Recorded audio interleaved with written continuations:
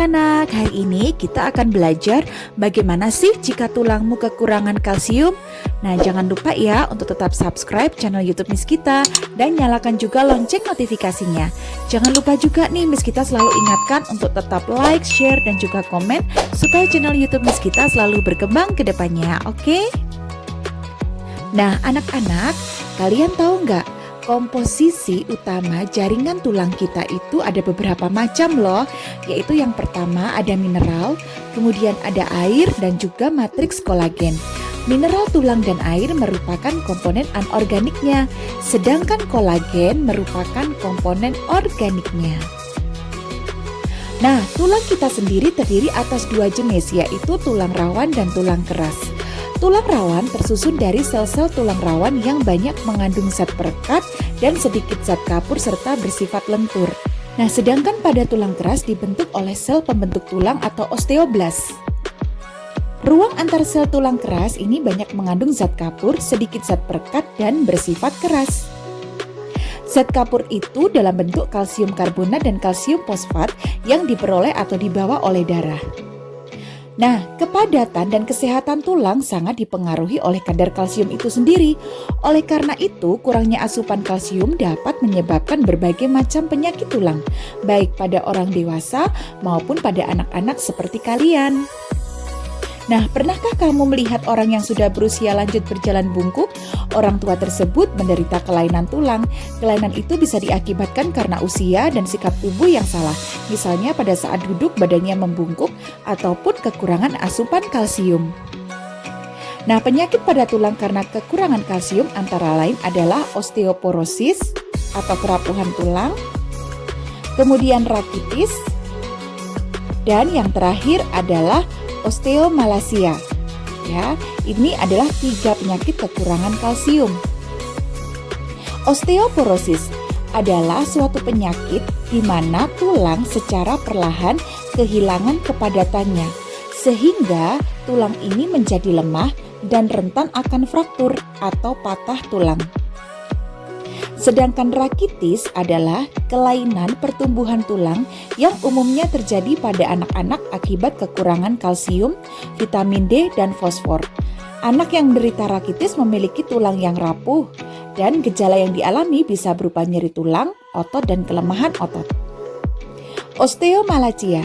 Osteomalacia adalah kondisi di mana tulang tidak dapat mengeras sehingga rentan untuk bengkok atau bahkan patah. Kondisi ini terjadi akibat kekurangan vitamin D, kalsium, atau fosfor yang dibutuhkan untuk proses pengerasan tulang. Osteomalacia terjadi pada orang dewasa. Osteoporosis merupakan salah satu penyakit tulang yang diakibatkan karena kekurangan mineral kalsium atau Ca yang mayoritas tersimpan di tulang dan gigi. Kalsium dalam tulang dapat terkikis karena pola hidup yang tidak sehat seperti merokok dan makan atau minum yang berdampak pada pengurangan kadar kalsium dalam darah. Kok bisa ya makanan ini bisa bikin tulang keropos? Wah, aku jadi penasaran nih. Nah, tujuan dari eksperimen kita kali ini adalah yang pertama, kalian dapat mengetahui zat penyusun tulang dan kalian dapat menganalisis bagaimana pengaruh zat asam terhadap kepadatan tulang. Yuk, sekarang kita bereksperimen. Check it out. Nah, yang pertama-tama kita siapkan alat dan bahannya nih, seperti pada contoh ini ya. Kita membutuhkan tulang paha ayam ya, yang masih mentah seperti ini ya. Kita sudah ambil dagingnya, kemudian kita cuci sehingga tersisa tulangnya saja, seperti ini. Kalian hanya butuh 1 aja, nggak perlu banyak. Kemudian asam cuka. Nah, ini cuka makan dengan kadar 20-25%. Kalian bisa temukan, bisa beli di supermarket. Kalau nggak punya, kalian bisa menggunakan jeruk lemon atau menggunakan jeruk nipis. Tapi harus banyak ya.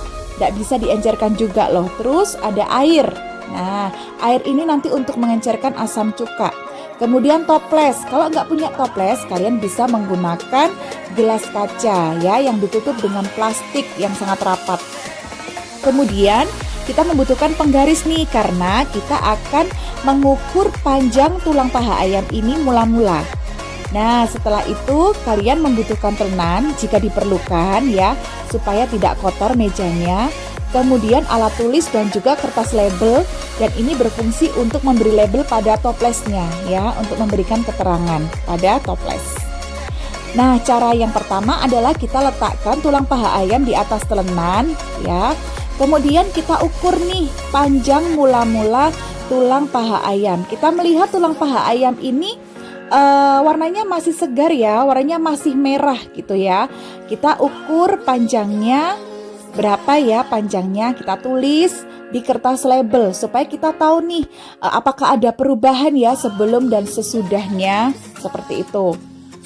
Nah, ternyata panjang tulang mula-mula 13,5 cm. Warna tulangnya kemerahan, kemudian teksturnya keras. Nah, yang Miss kita tunjuk ini adalah tulang rawannya ya, tulang rawan atau cartilago ya. Sedangkan yang di tengah itu adalah osteon atau tulang keras. Kemudian kita siapkan toples.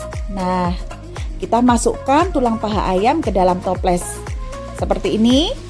Kemudian kita akan tuangkan ya asam cuka kurang lebih 200 ml ya, 200 ml atau 1/4 dari tinggi toples seperti itu ya, kurang lebih 200 ml ya, maksimal 200 ml. Kalau kalian menggunakan gelas, kalian cukup menggunakan 1/4 dari volume gelas ya. Lalu kita encerkan menggunakan air ya, tidak perlu air mentah, air PDAM atau air sumur juga boleh. Lalu kita tutup dengan rapat supaya apa? Supaya tidak ada penguapan gitu ya, larutannya tidak menguap. Kemudian jangan lupa kita beri keterangan pada kertas label dan kita tempelkan pada toples. Jadi kita punya catatan khusus ya anak-anak. Berapa panjang mula-mula, kemudian warnanya bagaimana warna tulang sebelum diberi air cuka gitu ya. Kemudian teksturnya bagaimana. Nah, lalu kita selotip supaya labelnya tidak lepas. Seperti ini. Kemudian kita biarkan tulang ayam ini terendam selama 3 hingga 4 hari. Nah, kita lihat hasilnya. Kira-kira bagaimana ya hasilnya? Kita buka perlahan-lahan toplesnya. Apakah warna larutannya berubah ya atau tetap? Karena yang pertama-tama jernih ya cukanya. Oh, ternyata berubah anak-anak. Warna larutannya menjadi coklat ya, keruh. Nah, sekarang kita ambil tulang paha ayamnya yang sudah direndam selama 3-4 hari ini menggunakan pinset. Lalu kita letakkan di atas piring. Nah, kita lihat nih ya, warna tulangnya berubah ya. Yang mula-mula adalah merah gitu ya, merah segar. Sekarang berwarna cenderung pucat dan agak kecoklatan seperti ini. Nah, berbeda ya ternyata. Wah, terus teksturnya bagaimana ya? Yuk kita lihat yuk bersama-sama. Kita tes nih teksturnya. Apakah tetap keras ataukah terjadi perubahan? Nah, ternyata tulangnya lunak anak-anak, bisa ditekuk. Waduh, kok ngeri ya? Kok bisa ditekuk begini ya? Ada apa ya? Cuma direndam pakai asam cuka selama 3-4 hari, ternyata tekstur tulangnya berubah anak-anak ya. Jadi tulang paha ayamnya lunak. Sekarang kita mencoba melihat panjangnya setelah direndam ke dalam air cuka. Apakah menyusut?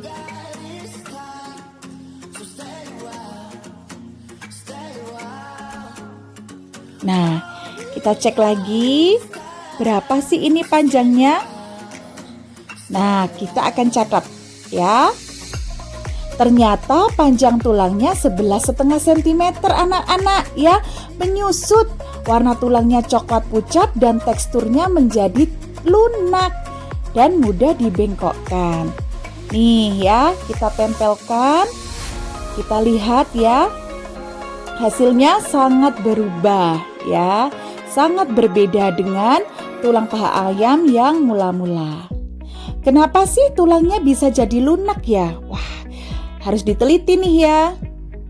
Ternyata hal ini disebabkan oleh cuka yang merupakan cairan asam yang sifatnya ringan anak-anak.